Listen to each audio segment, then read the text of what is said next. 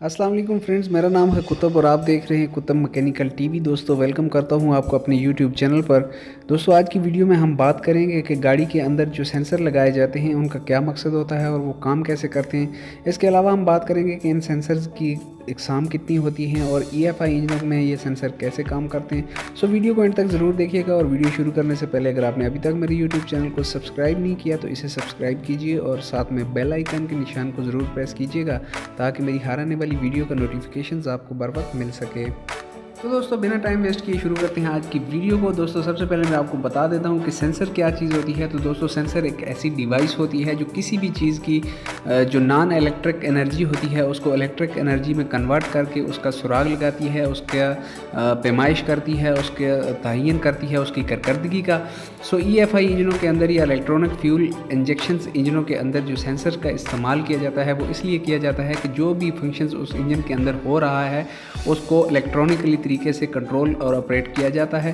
सो उस फंक्शंस को जांचने के लिए, परखने के लिए कि आया वो फंक्शंस जो है, जो चीज़ है वो सही तरीके से काम कर रही है या नहीं, या अगर उसमें कोई फॉल्ट आ जाता है तो उसका जो है हमें बर वक्त पता चल सके। तो इसके लिए हम इसको सेंसर लगा दिया जाता है।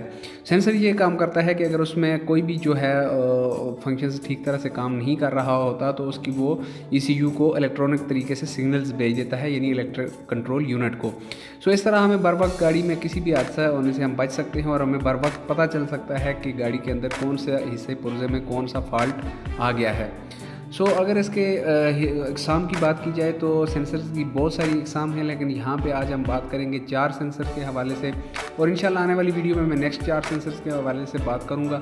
तो आज जो मेन इसके अहम 4 सेंसर्स हैं उनके बारे में मैं डिस्कस करूँगा कि वो कैसे काम करते हैं EFI इंजन के अंदर। सो वीडियो को एंड तक ज़रूर देखिएगा। और अभी नेक्स्ट हम चलते हैं अपने पहले सेंसर की जानिब जो कि है नॉक सेंसर।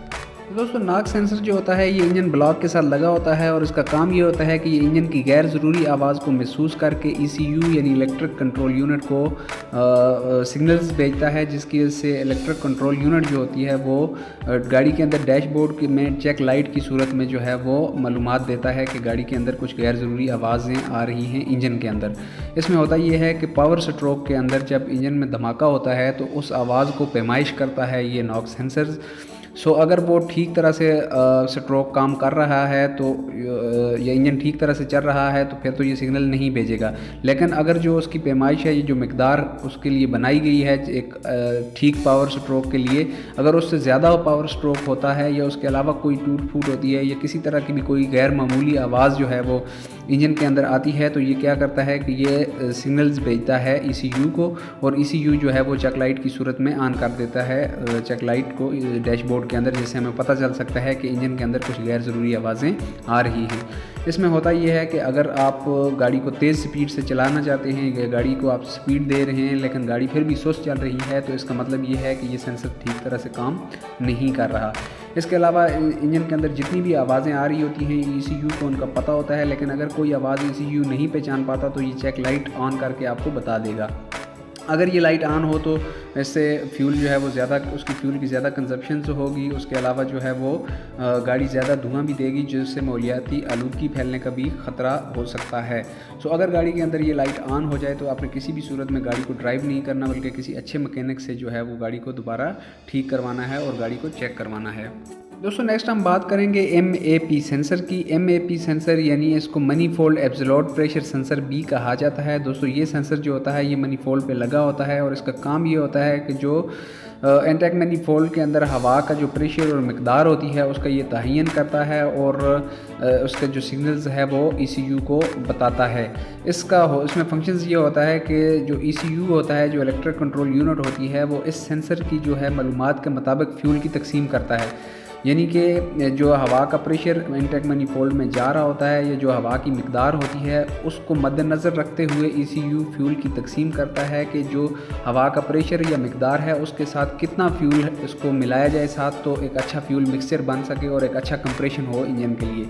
दोस्तों EFI इंजन के अंदर इसके साथ एक और सेंसर को इस्तेमाल किया जाता है जिसको MAF यानी मैनीफोल्ड एयर फ्लो सेंसर कहते हैं। जैसे ECU ये पता लगाता है कि इस फ्यूल मिक्सचर को जलाने के लिए जो इग्निशन का वक्त है, ये जो इग्निशन होती है, ये जो स्पार्किंग की जाती है, उसका टाइम कितना होना चाहिए ताकि ये जो मिक्सचर है वो अच्छी तरीके से जल सके। तो यानी इस सेंसर का जो है वो दो काम होते हैं। यानी एक तो ये कि ये मनीफोल्ड को के अंदर जो प्रेशर होता है हवा का, ये जो मिकदार जारी होती है उसका ये तयन करके बताता है।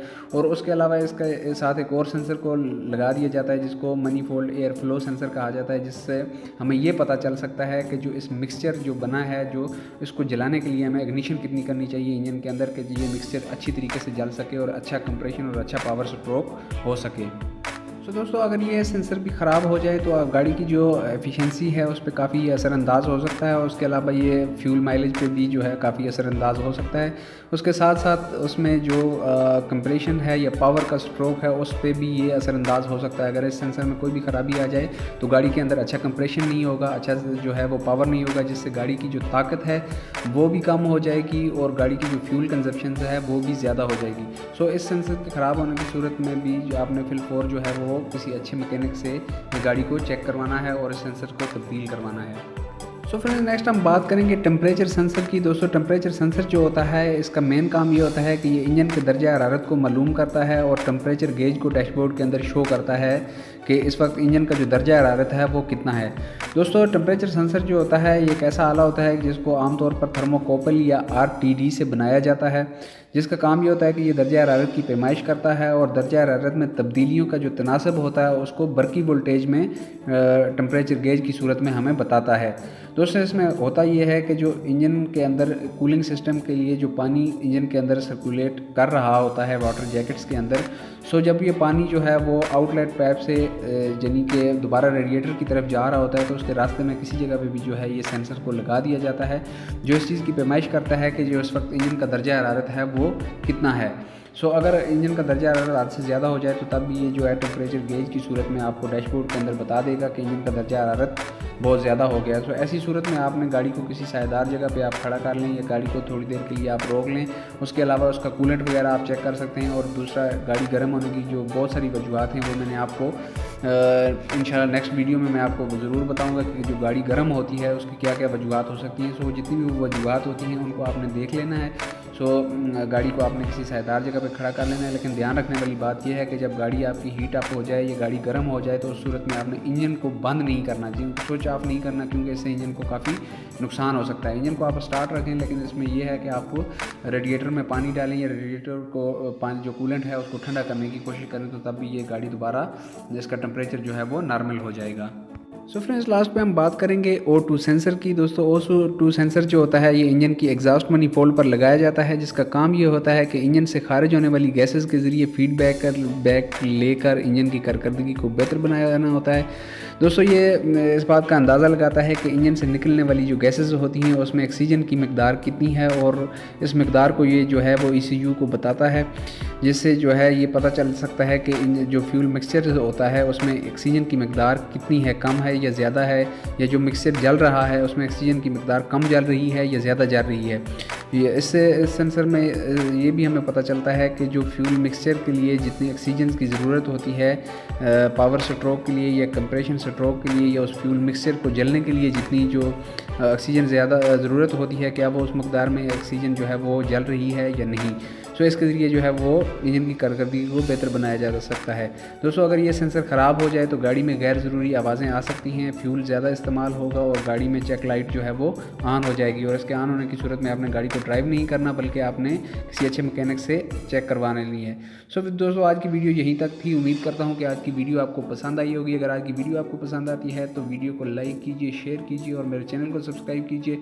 और आप मुझे कमेंट बॉक्स में बता सकते हैं कि आपको गाड़ी के कैसे से पुर्जे के बारे में जानना है, ताकि मैं उसके लिए अलग से वीडियो बना सकूँ। सो नेक्स्ट वीडियो तक के लिए दीजिए इजाज़त। अल्लाह हाफ़िज़।